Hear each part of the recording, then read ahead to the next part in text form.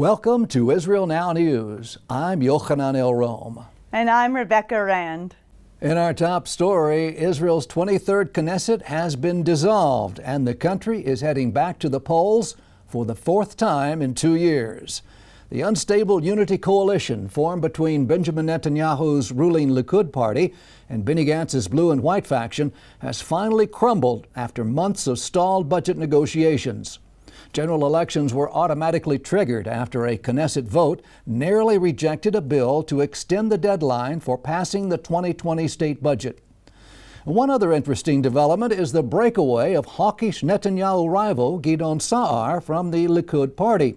Sa'ar, who has long been seen as Netanyahu's biggest competition from within Likud, announced last week that he was forming his own party called Tikva Hadashah, A New Hope. He's already polling impressive high numbers. Jerusalem hosted another high-level delegation from the White House ahead of the first direct flight from Israel to Morocco.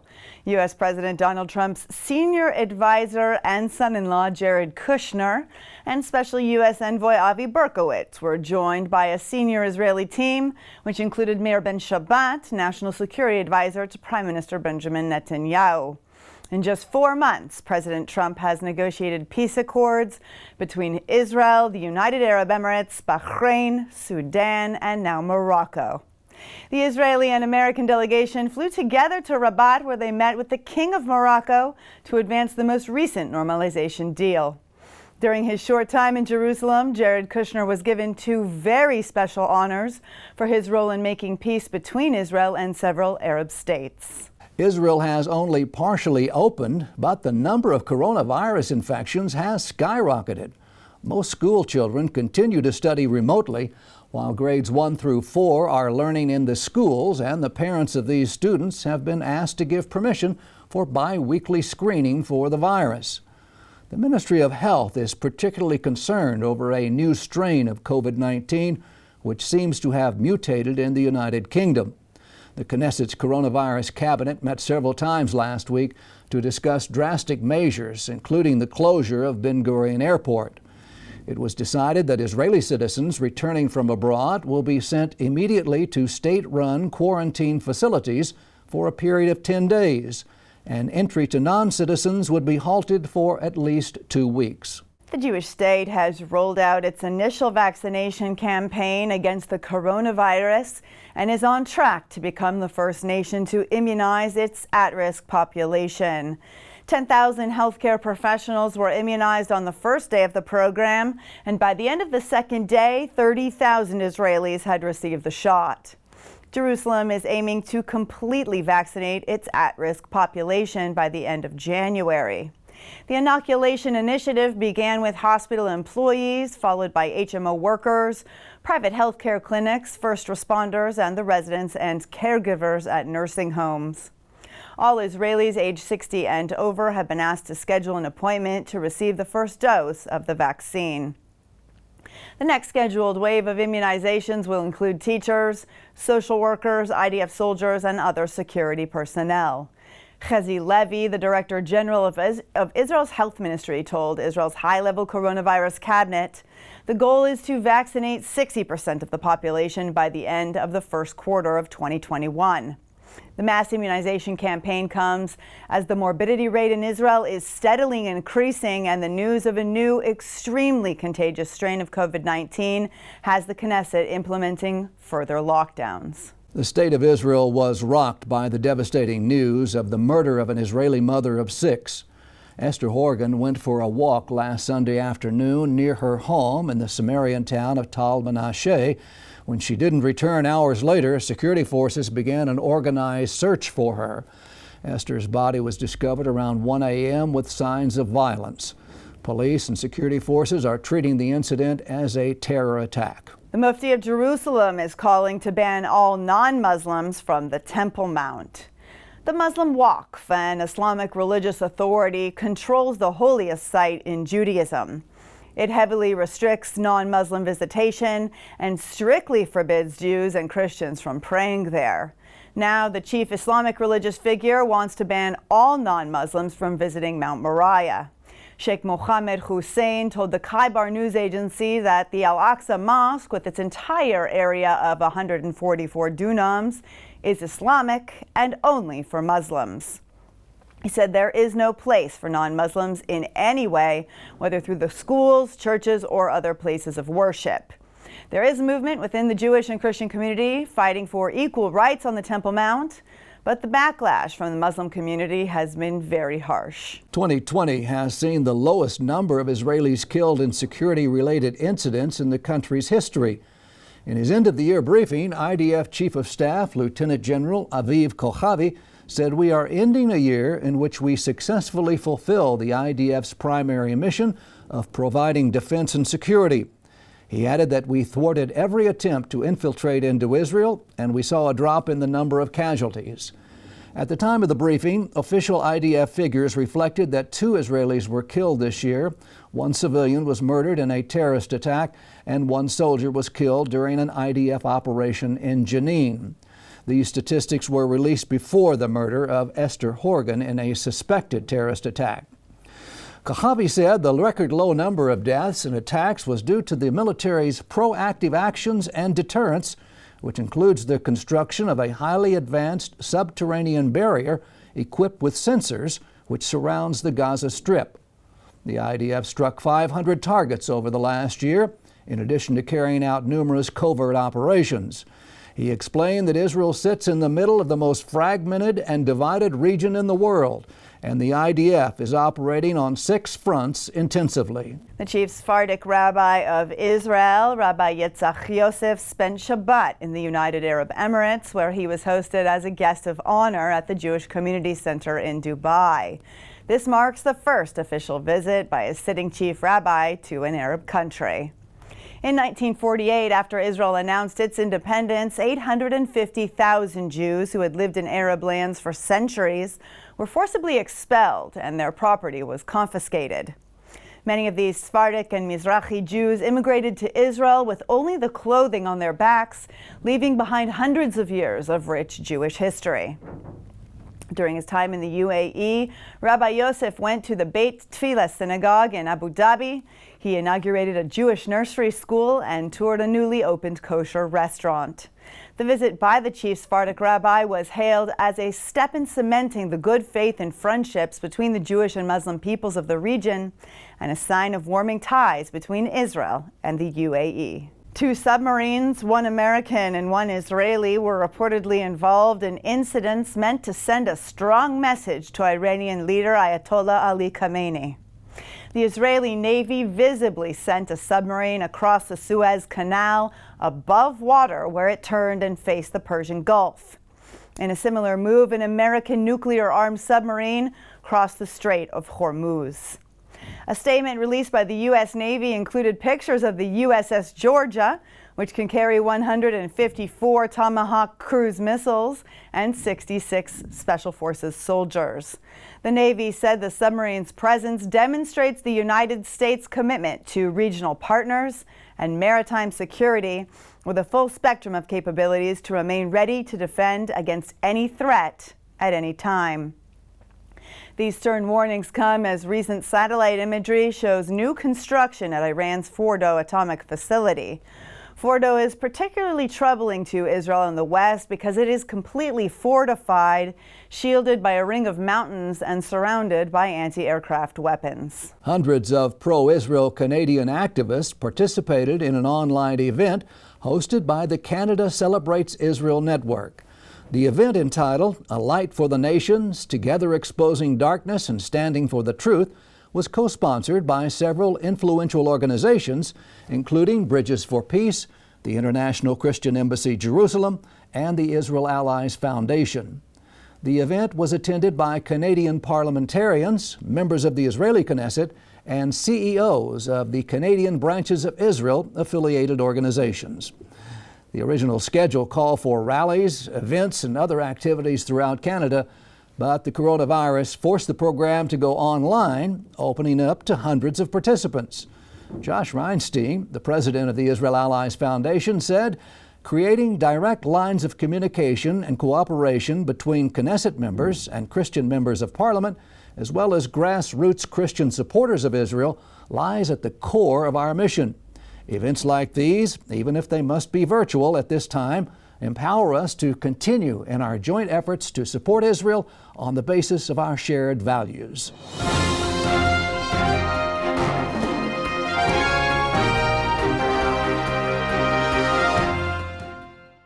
We are living in mysterious yet miraculous times. We've witnessed the most remarkable fulfillment of biblical prophecy, the Jewish people's return to Israel, and the prosperity and contributions of this tiny country in such a short time. Yet we've also seen an unexpected rise in anti-Semitism, which takes the form of anti-Zionism and alliances between groups that are fighting against the most fundamental biblical values. In the book Titus, Trump, and the Triumph of Israel, Josh Reinstein answers important questions to clarify what has driven political action from the time that the Roman Emperor Titus destroyed Jerusalem until today, when President Trump recognized Jerusalem as Israel's capital. Get your copy today and learn how faith-based diplomacy has changed the world. To order your advance copy, go to triumphofisrael.com.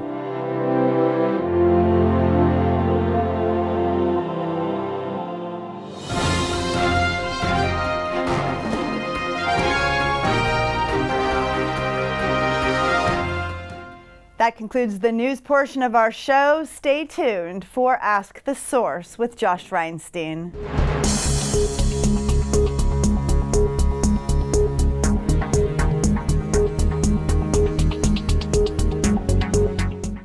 Hello and welcome to Ask the Source. I'm your host Josh Reinstein, and we're here in our beautiful studio in Jerusalem. My guest today is Chaim Silberstein. He's the CEO and founder of Keep Jerusalem. Chaim, thank you for being on the show. Hi Josh, and thank you very much for having me. Tell our viewers about what is Keep Jerusalem. Well, Keep Jerusalem is a non-profit organization. It's a public diplomacy and advocacy organization that I founded about 10 years ago, which defends Jerusalem and advocates for Jerusalem to be a united and secure capital, open and free to all people, all religions. So what are some of the activities that you actually do on the ground? Well, as you might know, Josh, the incoming American administration under President Joe Biden, if he gets sworn in soon, will promote dividing up Jerusalem and making East Jerusalem the capital of a Palestinian state. This is something that we believe is not good for Israel, not good for the Christian world, and not good for the free world. So our organization educates and advocates to keep Jerusalem united and secure under Israeli sovereignty. Just during the Trump administration, we saw he recognized United Jerusalem. He moved the U.S. Embassy to Jerusalem. Do you believe that that's all going to be rolled back now under the Biden presidency? I hope not. And we are full of gratitude to President Trump for all those things that he did for Jerusalem and continues to do.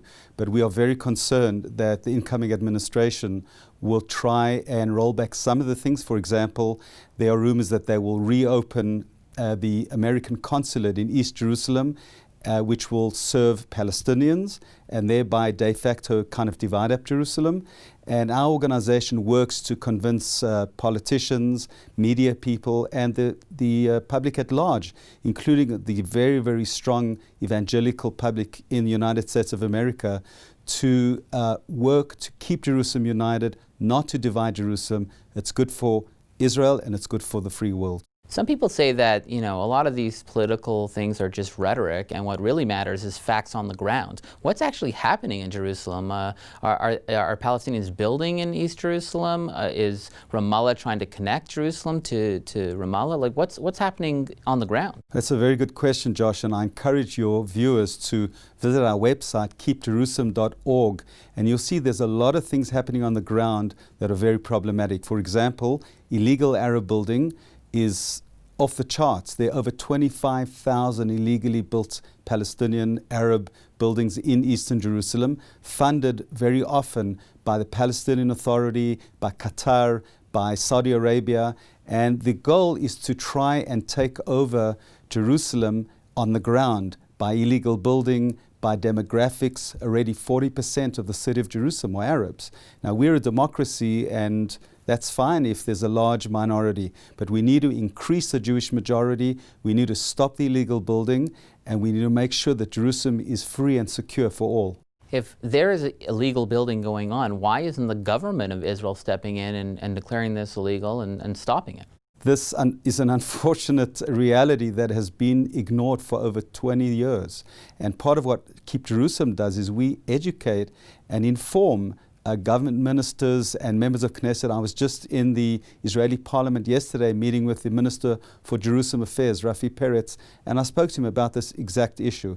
Unfortunately, it hasn't been dealt with. It's grown to be like a cancer now, and it needs urgent action, and that's what our organization is advocating to do. So how do you get people in power, people in influence, leaders to see this for themselves? One of the best ways is to bring them on a tour. We do unique geopolitical tours around Jerusalem, and I've taken dozens of members of Congress and European Parliament members and you and many others in the evangelical world from the United States, and when they see it with their eyes on the ground, it's life-changing, it's eye-opening, and you understand the challenges and the threats that are facing Jerusalem, and one understands that something needs to be done urgently. We don't want it to be too late. Look, our parliament's in Jerusalem, our Supreme Court's in Jerusalem, all the government bodies in Jerusalem, our capital is Jerusalem. Why do we care if anyone else recognizes that? I think that it's important from an international point of view, that more and more governments move their embassy to Jerusalem. We don't need it because we Jews, and certainly the supporters of Israel, understand that Jerusalem is and always will be our eternal capital. But for political and for public diplomacy reasons, and for commercial and moral reasons, I think it's important that all countries around the world recognize that Jerusalem belongs to the Jewish people. And beyond that, this is a effort amongst our enemies to try to delegitimize and discredit Israel by not recognizing its capital, and that we must combat. There's a sense among people of faith that Jerusalem is not just a political issue or a legal issue, it's a biblical issue. And it goes back to the Bible, and that this is really a biblical thing that's happening, this rejection of Jerusalem. Do you see it that way? Josh, you put it very well in your book exactly on this point about how the fact that most people are not looking at Jerusalem from a biblical point of view, but that is the essence. The essence is that Jerusalem is an integral and very deep part of Judeo-Christian values, and if we lose it to our enemies, whether it's demographics, whether it's politics, that'll be a disaster to our faith and to the politics of the country, and we could find the implications reaching way, way beyond Jerusalem and Israel's borders. And therefore, we need to connect people to Jerusalem first through the Bible, and by walking on the stones and on the ground, and by strengthening Jerusalem by supporting its status as Israel's united and eternal capital. You mentioned something very important, that, and once you come to Israel and see it for yourself, it all becomes very clear what's going on. How much does the coronavirus pandemic affect your work, not being able to bring people from abroad to Israel to see it for themselves? It's very problematic, Josh. You can imagine that our organization brings tens of thousands of people on our tours throughout Jerusalem, and they are eye-opening. So what we are doing now is we are producing virtual tours, and you can visit our website, you can see video clips, you can see tours and pictures of Jerusalem that you can feel connected without necessarily having to come here. But I encourage everybody that once this COVID disaster is passed, you got to buy the ticket, come and visit Israel, come and visit the Jewish homeland, and connect up to Jerusalem, the holy city. Chaim, there are literally tens of millions of people watching this show. What message do you have for our viewing audience? I say to you, you've got to, for those of you that love Jerusalem, you've got to fight for Jerusalem, because Jerusalem's future is not guaranteed in the near future. If, God forbid, Jerusalem is divided, or if there's a demographic majority of Arabs, we need to be strong and defend Jerusalem. Everybody can be an ambassador for Jerusalem. Visit our website, keepjerusalem.org. Find out how you can be part of the struggle to keep Jerusalem united and secure. Thank you, Chaim, for being on the show, and thank you for tuning in to Ask the Source. I'm your host, Josh Reinstein, wishing you a Merry Christmas and a Happy New Year. Now back to the studio.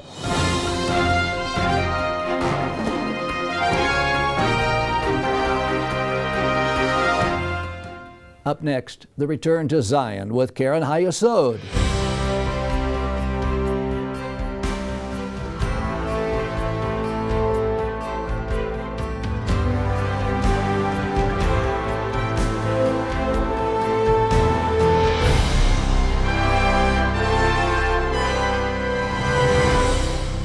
Shalom and welcome to the Return to Zion with Karen Hayesod. I'm Sam Grunberg, World Chairman of Karen Hayesod, the leading official fundraising organization for the State of Israel. Aryeh Oz is one of Israel's most famed pilots and was responsible for helping to bring home our brothers and sisters from Ethiopia.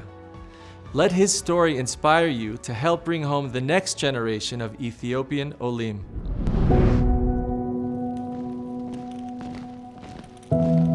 I was born in Germany. My family fled Germany after the Kristallnacht to Holland with an intention to immigrate to Palestine. However, the Germans conquered Holland and we were stuck in Holland. It was 1942 when we were summoned to the German headquarters and told that we have to evacuate our home to an extermination camp in Poland. A student came over and said, "We have a hiding place for you." The next day I found myself in a Dutch farming family. They kept me for 3 years. I immigrated into Israel in 1946. I was almost 11 years old. I was completely alone in this world.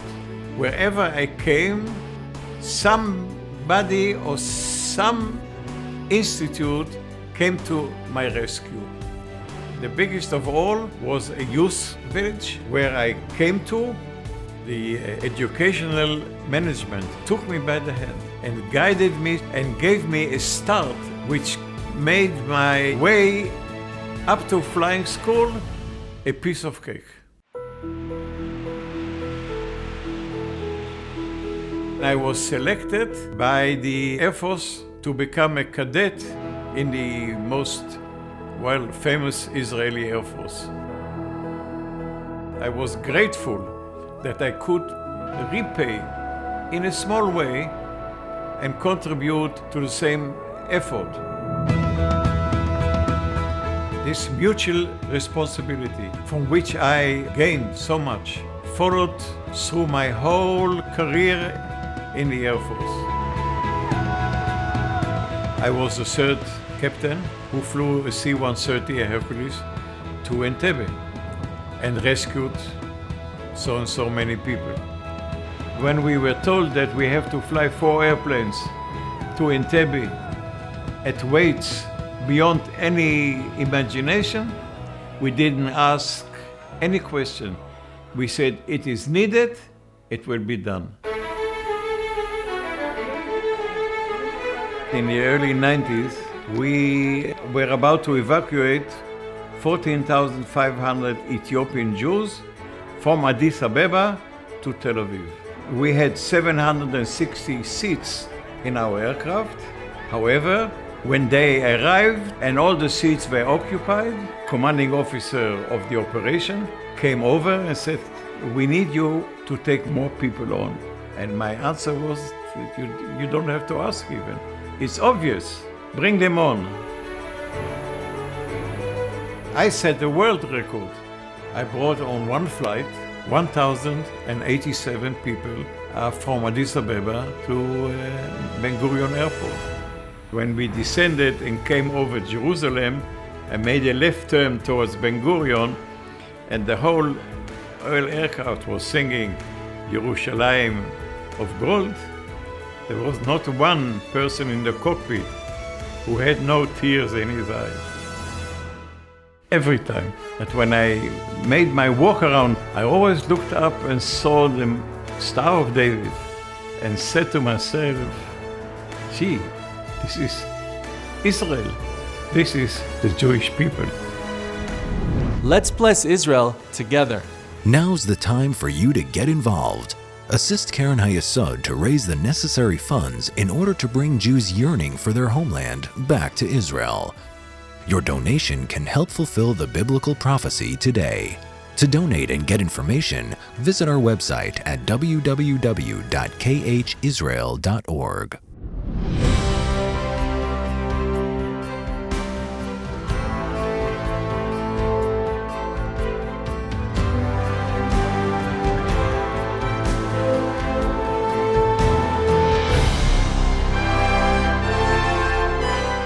I wish Israel's many Christian friends around the world a very Merry Christmas. On behalf of the people of Israel, I thank each and every one of you for your prayers and for your support.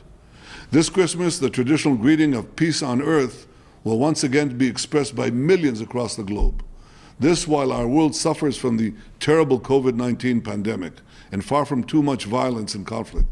But remarkably, here in the Middle East, we've been actively making progress in realizing the biblical prophecy of peace on earth, or at least this part of the earth.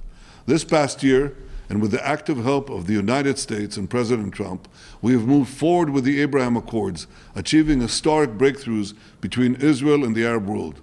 Peace with the United Arab Emirates, peace with the Kingdom of Bahrain, peace with the Republic of Sudan, peace with the Kingdom of Morocco. After 26 years without a new peace treaty, we've had 4 new agreements in less than 4 months. And this is just the beginning. More and more Arab countries are rethinking traditional hostile attitudes towards Israel and are seeking reconciliation with the Jewish state. Instead of regarding Israel as their enemy, they increasingly regard us as a friend, as an ally, a vital ally and a vital partner.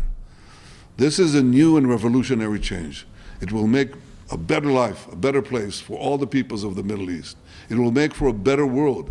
And so this Christmas, when you pray for Israel and you pray for peace, know that your prayers are really being answered. Peace on earth, Merry Christmas. Lift up your eyes and look around. All your children gather and come to you. The biblical prophecy is unfolding right before our very eyes. The people of Israel are returning to the Promised Land after 2,000 years of exile. But millions of Jews are still longing to come home. Anti-Semitism threatens many of the Jews. We must rescue them before the window of opportunity slams shut. Bless Israel by supporting Keren HaYesod United Israel Appeal, the leading official fundraising organization for the State of Israel. Together, we can fulfill the prophecy of the Bible. Let's bless Israel together. To donate and get information, visit our website at www.khisrael.org.